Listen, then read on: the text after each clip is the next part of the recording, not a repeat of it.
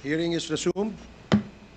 So to formally start ang ating committee hearing, please allow the chair to deliver his opening remarks. This is very short. Para lang po maumpisahan natin itong ating committee hearing. To our Senior Deputy Speaker Aurelio Dong Gonzales, the principal proponent of the hearing of the Quadcom. To our Deputy Speaker J.J. Suarez. To co-chairs Joseph Caraps Paduano, Chairman Dan Fernandez, Chairman Benny Abante, Vice Chairman Romy Acop, my esteemed colleagues, Honorable former President Rodrigo Duterte, magandang umaga po sa ating lahat. Mayong buntag, Mr. President, maradyaw na buntag, o maayap, ayabak po in Kapampangan. Una sa lahat, nagdesisyon ang Quadcom members na ikansela sana ang pandinig na ito ngayon sa kadahilanang hindi pa po natatapos ang mga pagsusuri namin sa mga taong gustong lumabas at magpahayag ng kanilang mga nalalaman ukol sa mga usapin na tinatalakay ng Quadcom. Partikular ang pagkalat ng ilegal na droga at extrajudicial killings. Kaya po minabuti na ikansila muna. Ito pong pagkansila ay naiparating ng maayos at sa tamang oras sa lahat ng kinauukulan, kabilang na ang tanggapan ni dating Pangulong Rodrigo Duterte. Kaya naman ng aming mabalitaan na darating ngayon sa kapulungang ito upang kumprontahin ang Quadcom kung bakit kinansila ang hearing kung kailan nandito na sa Manila ang dating Pangulo, ay minabuti na namin na ipagpatuloy na upang ma-take advantage namin ang inyong presensya kahit na walang formal na sagot ang inyong abogado sa inyong pagdalo ngayong araw. Pangalawa, ang Quadcom po ay nabuo ng mapagtanto ng 4 na komite na iba-iba ang sakop at jurisdiction na nag-o-overlap na pala ang kanilang mga iniimbestigahan at marami ang tumutukoy sa pare-parehong usapin. Kaya minabuti na pag-isahin upang hindi paulit-ulit at ang pagtalakay sa pare-parehong usapin at pabalik-balik ang mga witnesses at mga congressmen. Nasasayang ang pera ng bayan. Hindi sinadyang nag-overlap ang mga issues. Subalit nakita ninyo kung paanong ang iligal na droga ay naghudyat na mga patayan na ngayon ay tinawag nating extrajudicial killings. At naging konektado rin ito sa mga pogo at mga taong nakita na nasa likod ng mga iligal na droga ay siya ring may kinalaman sa pogo at may koneksyon din sa mga matataas na opisyal ng gobyerno. Dito nagsimula ang mas malalimang investigasyon kung saan maraming nasangkot sa mga revelasyon ng mga taong humarap dito. Nagulat ang bayan. Napakalaki pala ng bagay na ito. Hindi namin maaaring talikuran ang aming tungkulin kung kaya't pinagpatuloy namin ito hanggat lumabas na nga ang pangalan ng ating dating Pangulo. Sa kagustuhan naming bigyan ng pagkakataon ang dating Pangulo na magpaliwanag at pasinungalingan ang mga bintang sa kanya, ay minabuti naming siya mismo ang aming imbitahan. Kaya ngayon na nandirito na ang dating Pangulo, tinatanggap po namin ang inyong pagdalo at kami po ay nagpapasalamat. Sa huling sagot sa amin ni Attorney Delgra na hindi na kayo dadalo sapagkat nasabi na ninyong lahat ang kailangan ninyong sabihin, kung kaya't isinama na niya sa kanyang sagot ang inyong opening remarks sa Senado. Ay ito na rin ang ituturing naming opening remarks ninyo dito sa amin. Sa kanya namang pahayag na sinabi daw ninyo na wala ng integrity, walang independence at probity ang Quadcom, kung kaya't hindi nyo na kailangan pang dumalo, kami ay nagagalak na dumating pa din po kayo. At sa inyong desisyon na magpakita dito sa amin at paunlakan ang aming imbitasyon, ay pinasisinungalingan ninyo ang sinabi ni Attorney Delgra na wala kaming integridad, walang independence at walang probity. Sa sinabi din ni Attorney Delgra na ang aming pandinig ay isa lamang political ploy at ginagamit lamang namin upang hanapan ng basihan ang mga krimen na isasampalaban sa inyo. Nais po naming tiyakin sa inyo, Mr. President, na hindi po iyon ang trabaho ng Quadcom. Kung may mga naibintang man sa inyo sa paglalahad ng mga ibang taong nagtestigo dito, iyon ay kanilang mga pahayag. At iyon ang nais naming bigyan ninyo ng linaw. Hindi kami naririto upang husgahan kayo, kundi marinig sa inyo ang katotohanan at ang sagot sa mga paratang at mga pahayag laban sa inyo. Wala po sa amin dito ang nag-aakusa sa inyo sapagkat hindi po kami ang may reklamo at hindi po kami ang may kaalaman sa mga pangyayari kundi ang mga ibang taong humarap dito sa Quadcom. Kung sa sinasabi niyo po naman na ang mga ibang tao na humarap dito ay aming pinwersa upang magsabi ng hindi totoo at tinawag niyo pong subornation ang ginawa ng Quadcom members, ay nagkakamali po kayo, Mr. President. Mismong mga abogado na nakaharap sa tagpong iyon kung saan nag-uusap sina Colonel Grijaldo at Chairman Abante at Chairman Fernandez ang nagpatunay na gawa lamang ni Colonel Grijaldo ang kanyang istorya. Sa katunayan, 2 beses nang nagbigay ng excuse letter si Colonel Grijaldo sa amin sapagkat hindi siya makakarating sa mga sumunod na mga pandinig. Marahil ay napagtanto niya ang bigat ng kanyang paratang sa Quadcom. Mamaya po ay aming babasahin sa inyo ang pahayag ng mga abogadong naroroon.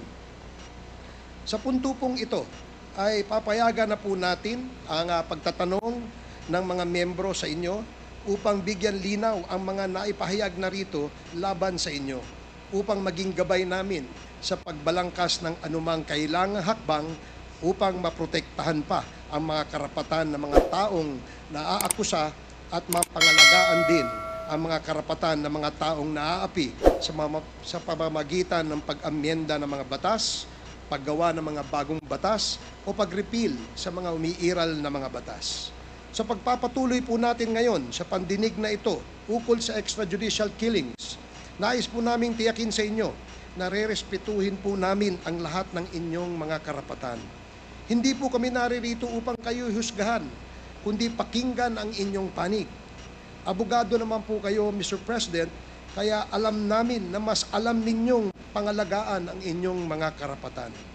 Iginagalang po namin kayo, and in deference to you being the former President of the Republic, we shall accord to you all the respects due you.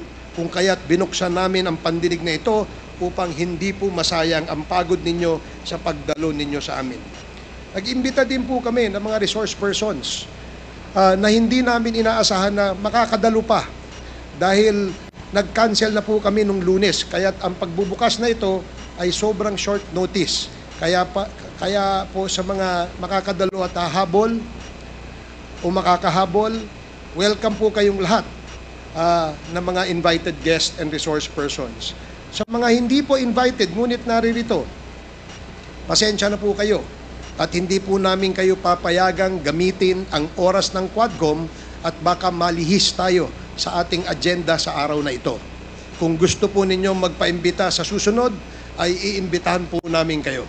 Marami pa pong pagkakataon at kami ay umaasa na kayo ay dadalong muli sa ating mga susunod na mga pagdinig. Magandang umaga po at maraming salamat sa ating lahat. The next to deliver his opening remarks is Congressman Benny Abante, the chairman of the Committee on Human Rights. You are now recognized.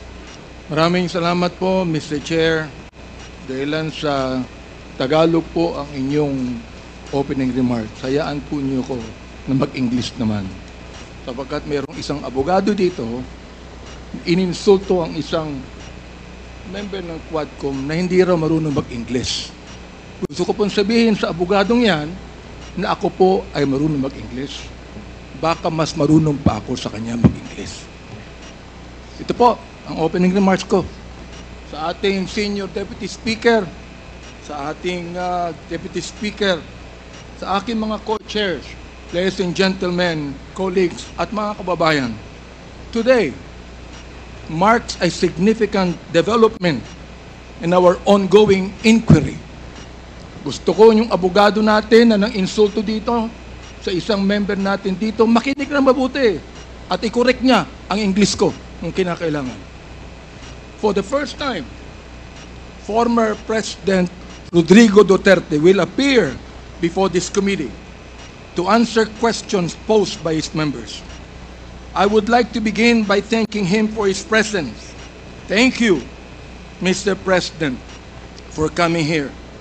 Rest assured po that Congress recognizes your role as our former president, and we will extend to you the respect that the position deserves.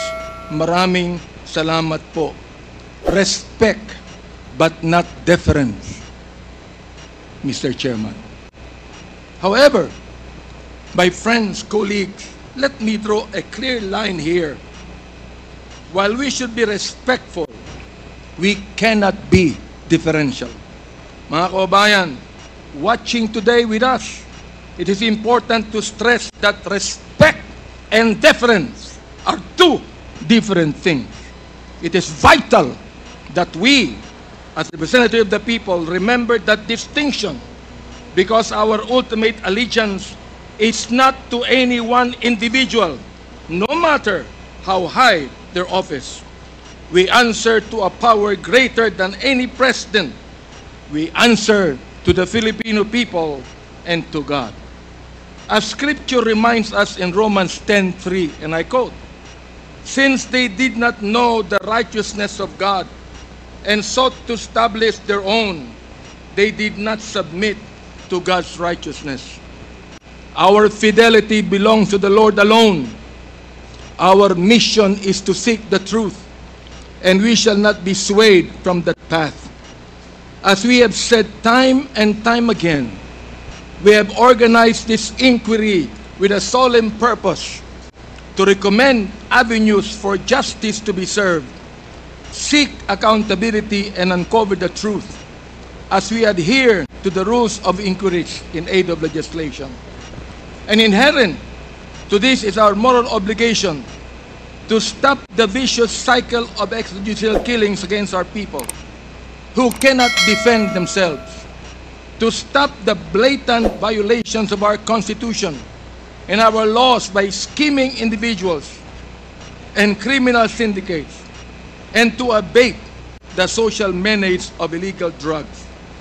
It is our sincere hope that the former President's presence here today will aid this objective, that Congress recognizes your role as our former president, and we will extend to you the respect that the position deserves.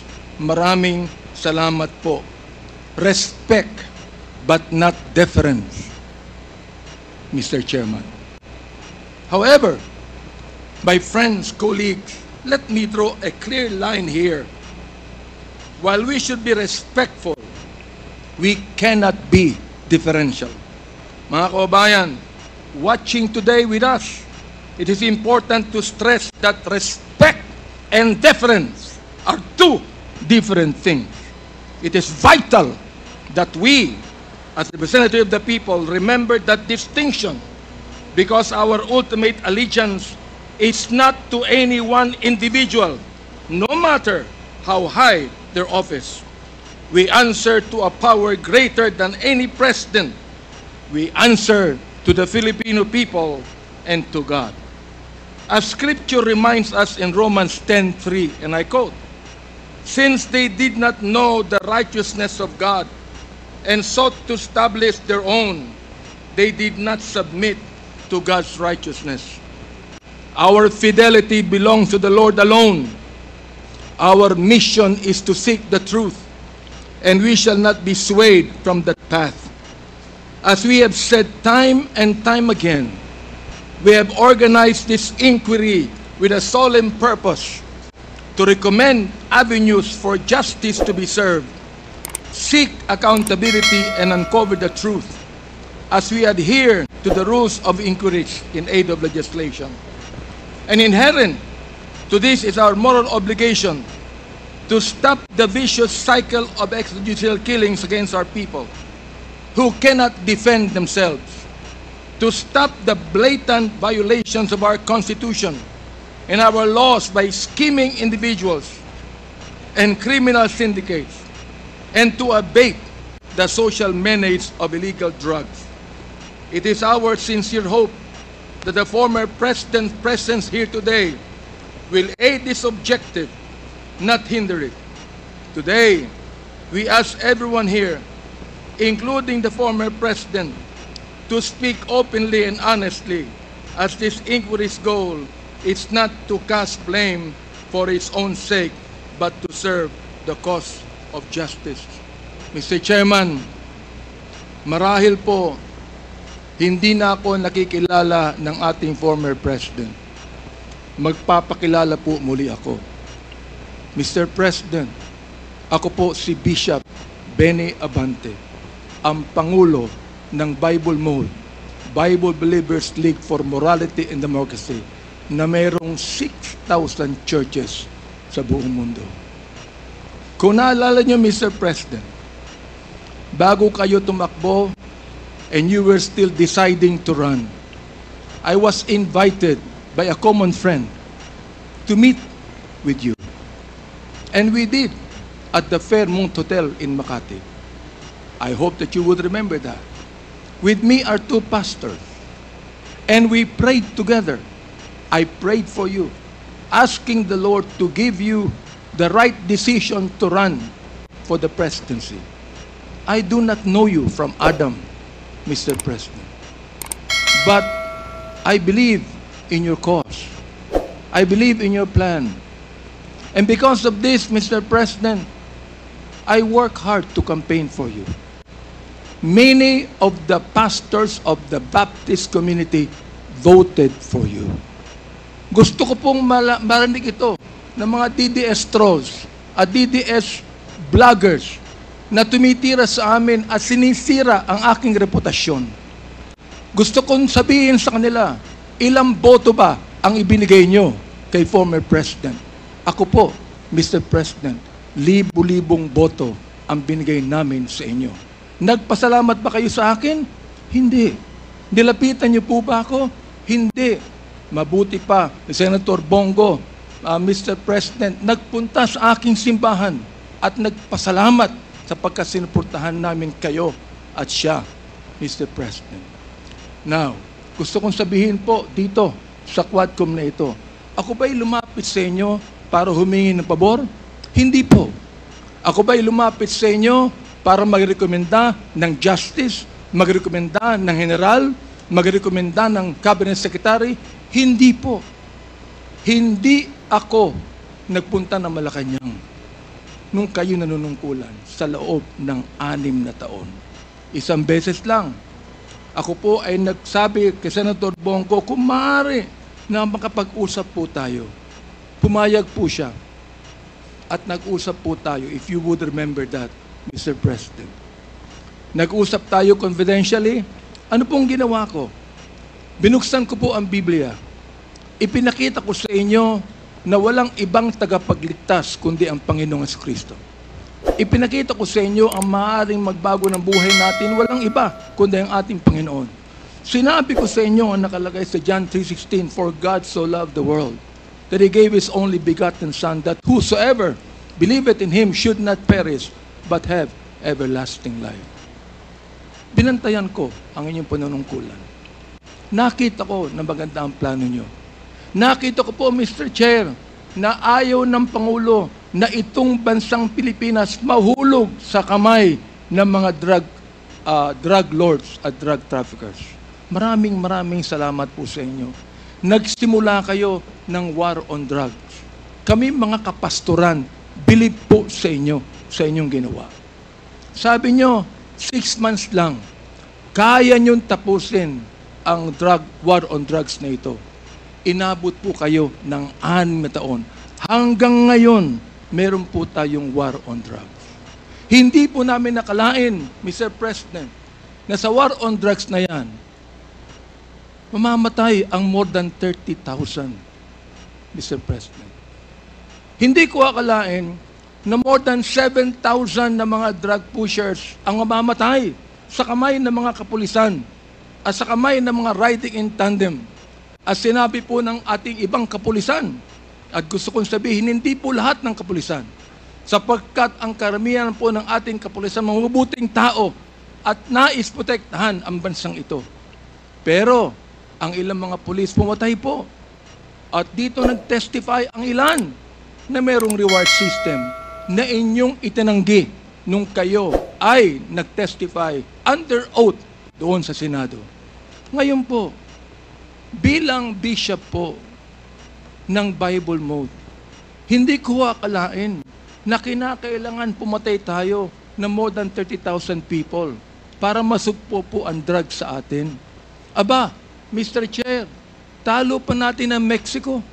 Sapagkat ng Mexico, nakita ko wala pang 10,000 namatay. Talo pa natin ng Colombia. Naging killing fields po ang Pilipinas nung panahon ninyo, nung kayo nanunungkulan. Naniniwala po kami na dapat hindi manatili ang drugs dito sa ating lipunan. Subalit, hindi po ako naniniwala na dapat tayong pumatay ng more than 30,000 people. Dahilan dito, pinatay si Kian Alejandro. Ano ang kasalanan niya? Pinatay ang isang 3-year-old na bata na nahagip ng stray bullet dahilan pumatay sa isang drug pusher. Pinatay ang 9-year-old na bata doon sa Caloocan, Mr. President, Mr. Chair. Ang kanyang bala ay nandun pa sa kanyang katawan nung siya'y nilibing. Subalit anong sabi ng funeral service? Siya po'y namatay dahil sa pneumonia. Pinatay po ang isang driver ng tricycle driver sapagkat sinakay niya ang isang drug pusher. Yung drug pusher pinatay, pero yung driver ng tricycle pinatay din, Mr. President. Hindi niyo po alam to. Hindi niyo po alam to. Ngayon, meron pong isa dahil sa tokhang kumatok sa isang pintuan, hinanap ang isang taong nangangalampilo na isang drug pusher. Hindi nakita. Pinatay. Yung pinagtanungan. Yung pilo, buhay pa, Mr. President, Mr. Chair. At naglalako pa, palagay ko, ng drugs ngayon. Hindi ko po maintindihan to. Hindi ko po maunawaan kung bakit ganon. Samantalang sinuportahan kayo ng maraming pastor ng Baptist community. Ang ilang mga kapastoran po nandito at ilang mga pastor namin nanonood ngayon at pinapakinggan ang aking tinig, Mr. Chair. Ako po ay binabas araw-araw ng mga bashers ng DDS troll, ng DDS bloggers. Minumura itong taong ito. Sinisira ang aking reputasyon. Minumura po ako ng katulad ng inyong pagmumura, Mr. President. Hindi ko akalain kung bakit gagawin nila yan. Ang tanong ko, ilang boto ba ang ibinigay ng mga DDS vloggers sa inyo?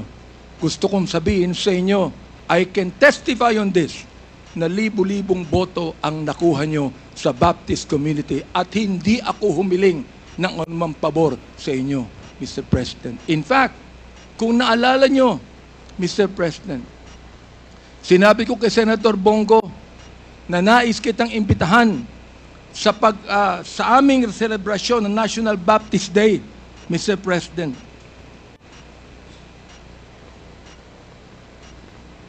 Dihindo ko lang po yung pakikipag-usap na ito ni Delga sa ating presidente para po makapakinig po sa akin ng tama. Inimbitahan ko kayo. Nagpunta ho kayo, Mr. President. Doon po sa SMX, nakita nyo ang 7,000 na mga Baptist leaders na nakinig po sa inyo. Sa inyong speech, Mr. President. Oo. Doon po sa speech ninyo, sa harapan po ng mga bishop at ng mga pastor, nagmumura kayo. Pinagbigyan po namin kayo.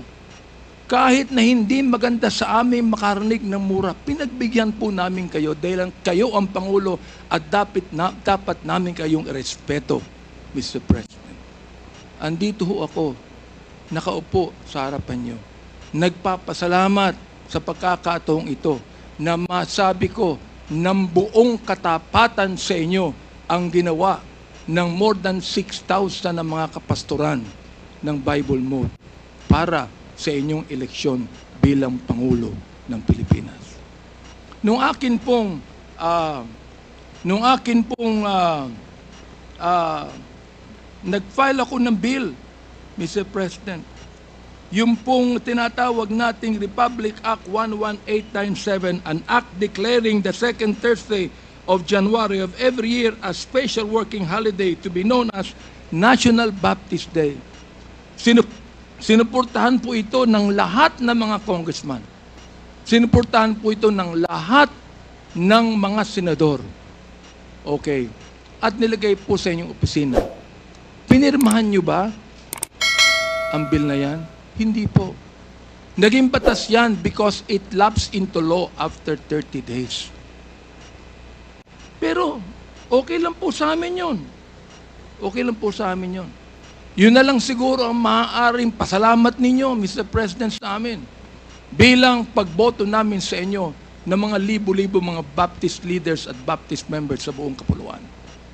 Hanggang ngayon, nirerespeto po kayo ng aming kapastoran. Hanggang ngayon, pati yung kapastoran po namin sa Mindanao, ginagalang kayo. Marami kami pastor sa Davao na ginagalang po kayo. Bakit po? Sapagkat kayo ay naging Pangulo ng Pilipinas.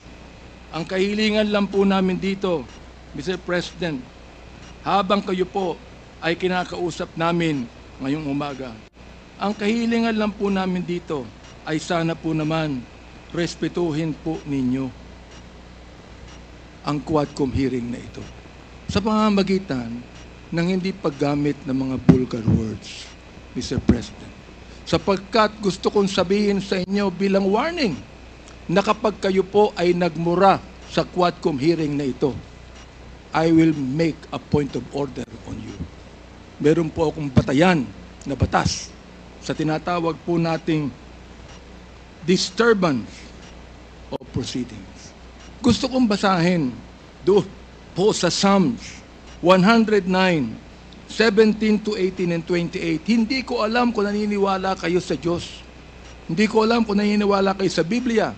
Samantalang sa isang pagkakataon, tinawag niyo ang Diyos na stupid, Mr. President. Tinanggap po namin yan sapagkat kayo'y Pangulo. Oo. At nagpapasalamat ako. Hanggang ngayon po, buhay pa kayo. Kahit na po tinawag niyo ang Diyos na isang estupido, Diyos. Oo. Hindi ko alam kung katanggap-tanggap yan sa lahat na mga nakikinig sa akin ngayong umaga. Pero ito po, gusto kong basahin sa inyo bilang isa rin namang warning. Sa wikang Tagalog, babasahin ko. Sapagkat iniisip niya, ang manumpa, ang magsabi ng masama, kaya darating yaon sa kanya, sapagkat hindi siya nalugod sa pagpapala, kaya't malayo yaon sa kanya.